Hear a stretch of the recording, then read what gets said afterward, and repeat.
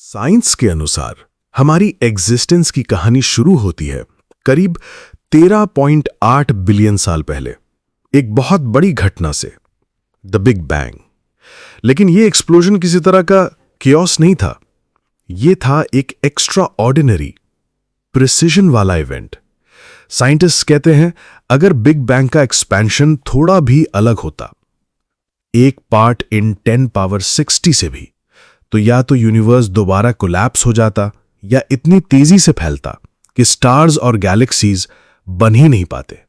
मतलब लाइफ बिल्कुल इम्पॉसिबल थी। इमेजिन कीजिए जैसे कोई इंसान एक बुलेट चलाए और वो 20 बिलियन लाइट ईयर्स दूर 1 इंच के टारगेट पर बिल्कुल परफेक्ट लगे। इतनी प्रिसाइज थी एक्सपेंशन।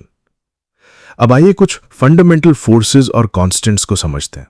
ग्रेविटी, यही वो इनविजिबल फोर्स है जो गैलेक्सीज, स्टार्स और प्लैनेट्स को एक साथ होल्ड करती है।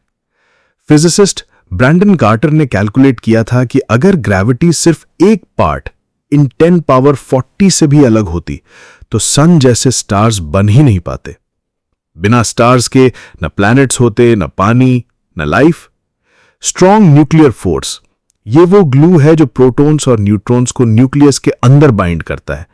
अगर ये फोर्स सिर्फ 5% वीक या स्ट्रांग होती तो एटम्स एग्जिस्ट ही नहीं करते। No atoms, no molecules, no life. Proton और न्यूट्रॉन ऑलमोस्ट सेम मास रखते हैं, लेकिन न्यूट्रॉन थोड़ा हैवियर है, बस 1.001 टाइम्स प्रोटॉन से।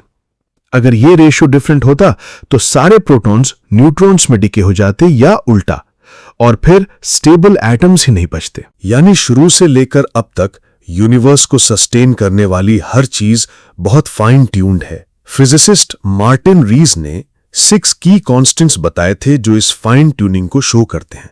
एन यानी इलेक्ट्रोमैग्नेटिक वर्सेस ग्रेविटी रेशियो, अगर बैलेंस थोड़ा भी डिफरेंट होता तो स्टार्स फॉर्म नहीं होते। एप्सिलॉन दू यानी फ्यूजन एफिशिएंसी -0.007, अगर 0.006 होती तो हाइड्रोजन के अलावा कोई एलिमेंट ना बनता, और अगर 0.008 होती तो सारा हाइड्रोजन बिग बैंग के बाद ही खत्म हो जाता।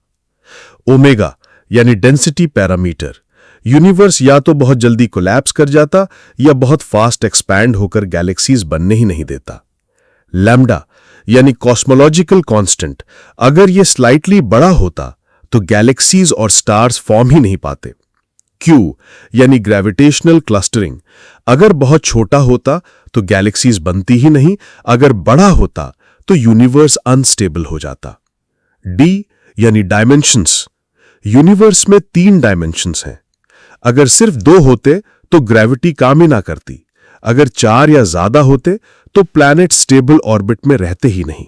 अब जरा लाइफ पर गौर कीजिए। साइंटिस्ट्स मानते हैं कि सिर्फ एक फंक्शनल प्रोटीन बनना भी इनक्रेडिबली इम्प्रॉबेबल है। 150 अमीनो एसिड प्रोटीन के रैंडम बनने की प्रोबेबिलिटी है 1 in 10 raised to the power 74। लेकिन लाइफ को सिर्फ प्रोटीन नहीं चाहिए था, उसे चाहिए था राइट हैंडेड पेप्टाइड बॉन्ड्स और सिर्फ लेफ्ट हैंडेड अमीनो एसिड्स।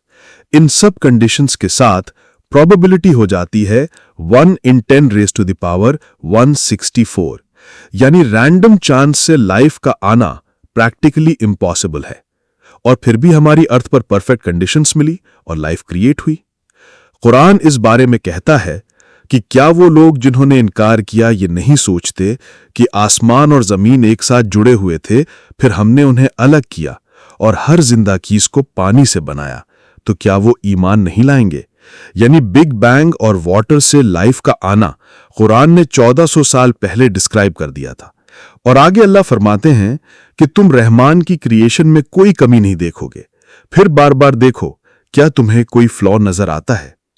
दोस्तों, यूनिवर्स की ये fine tuning from atomic structure to cosmic expansion किसी एक्सीडेंट की तरह नहीं, बल्कि एक फ्लॉलेस डिजाइन है। हर एटम, हर स्टार, हर फोर्स, सब उसी की परफेक्ट ऑर्डर फॉलो करते हैं।